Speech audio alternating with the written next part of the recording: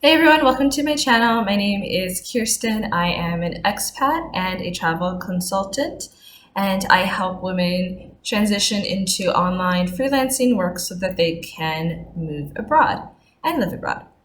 So in this video, it's going to be a little random, emphasis on the random, and it's going to be a compilation of different videos and pictures from my life in Panama. I lived in Panama for about 2 years, and one of my favorite things to do was go to the beach. And so you'll get to see lots of fun beach pictures and just hear some random stories about what it was like to live in Panama.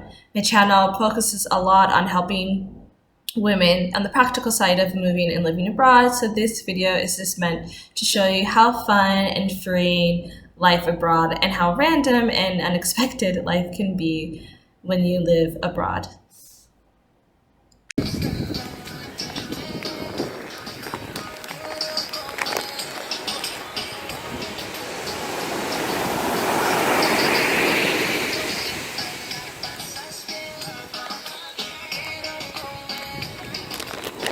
So when I lived in Panama City, Panama City is not by any beaches. It is on the coast, but there aren't any really beautiful beaches in the city. So when I wanted to go to the beach, like this right here is kind of like what you would see in Panama City.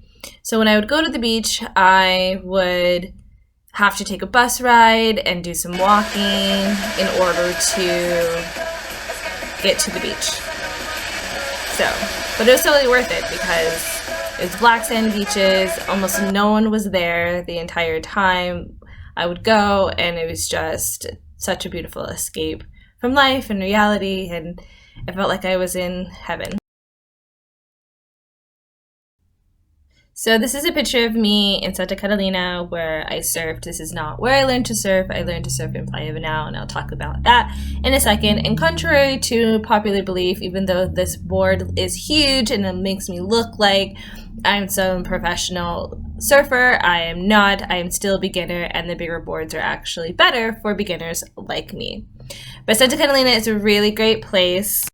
It is a really small town, like total beach town. People mostly go there for surfing and for scuba diving, or to learn scuba diving, or to actually go scuba diving. It's a great place to go. But like, there's nothing, as you can see here. There's no major stores. There's little grocery stores, but it's not a big city. It's completely, a small town, a pueblo. Thus, the beaches are beautiful. If you are a scuba diving person, this is a great place. I think they have a reef. I went there to do my Panama Dive Center to do my diving instructions, but I had some problems with my ears, so I couldn't complete it. Super sad about that, but it was still fun. This is the hostel that I stayed at. It was really nice. I can't remember the name, but I'll write it in the description if I do. Okay, this is me actually on a surfboard, in case you didn't believe me and thought I was just posing with the surfboard. This is my very first surf lesson in Playa Venao, which is where I used to live. I lived there for about like 8 or 9 months, I think. And I learned to surf. It is a big, major, huge surf town. So if you like surfing, you probably already know about this place. If not, if you want to learn to surf, I would check out Playa Venao. It is about 4 or 5 hours from Panama City, but worth the trip. Here are some coconuts, because we would get fresh coconuts we had coconut trees, and we would knock them off of the trees and have fresh coconut water some of the days. And it was one of my favorite things about living in Playa Venal. There I am again, my friend, my instructor in the background cheering me on. I'll link the place where I learned. It was a hostel that gives surf lessons, and I'll link it below in case you're interested. I miss surfing so much. It is such a wonderful experience. I encourage you to go try it if you've never done it before. Living in Spain now, I just haven't had the opportunity, living through a pandemic, blah, blah, blah. But it's just a wonderful sensation and feeling to be out in the water. You're going to fall a lot, then waves are going to knock you over, but it's all part of the process, and it is an amazing feeling, and I hope that I can get back to it sometime in the future. So this is the inside of a coconut. To open it, some people would use a machete. I was always worried I would cut my hand off, so I would just use like a regular kitchen knife, but that's what it looks like on the inside. So I mentioned that I lived in a place called Playa Venao, and this is where it was. It was this beautiful beach town. I lived in a hostel, and it was very remote. I had moved there to work in a new preschool that was just starting out, and it was a wonderful experience. But one of the most valuable things that I got from this experience was the alone time and the space and the ability and time to sit with myself and to really dig deep into who I am and understand my demons, to understand my strengths, to understand who I was, and to really get down to the core. And that was something I know I maybe would have had the opportunity if I stayed in the States, but it would have definitely looked and felt differently. And there were so many distractions in my life in California that this alone time, this healing time that I received once I was abroad, I don't think I would have achieved the same level or have the same intensity or have the same outcome if I had stayed in the States. So that is just one thing I am so grateful for when it comes to this life abroad. If you're enjoying this video thus far, thank you so much for watching. And if you could please take a second to give this video a thumbs up and hit the subscribe button if you want to hear more stories about living abroad and how to move abroad yourself. So here's a picture of one of my yoga classes. So one of the ways that I supported myself in addition to working for the school was I taught yoga. It was one of my first experiences teaching yoga like outside and on a pretty regular basis.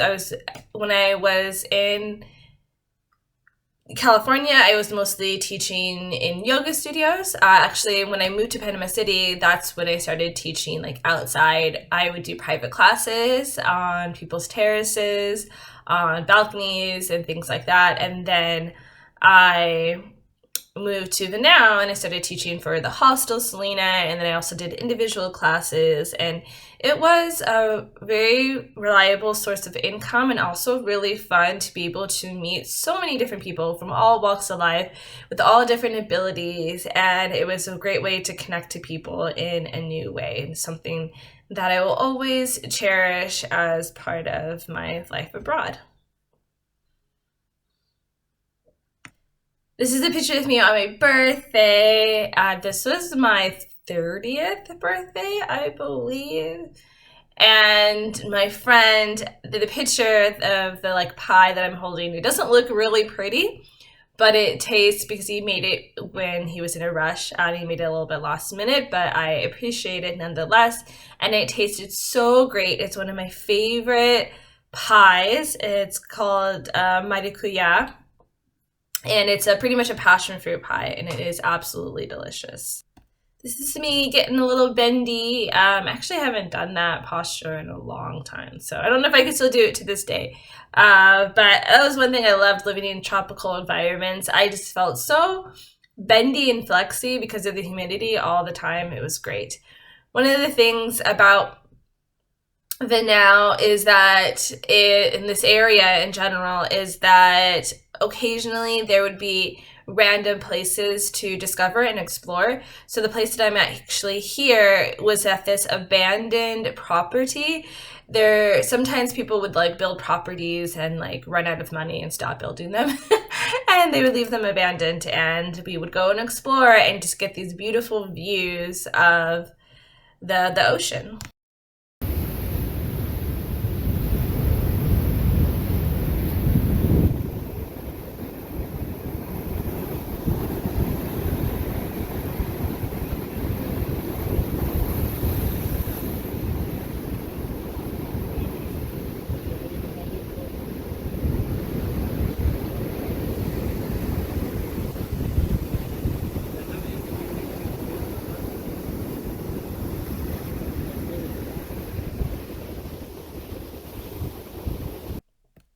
Well, this completes my little video slideshow of my beach life in Panama. I hope that you enjoyed watching, and I hope that you feel inspired to create the life that you love. If you want to learn more about my life, you can click the links below in the description. I wrote a book called So You're Inspired Now What? And it's about how to use inspiration to create the life that you love. I'll also link an article I wrote for Travel Noire about how I lived in paradise for $600. Besos. Ciao for now.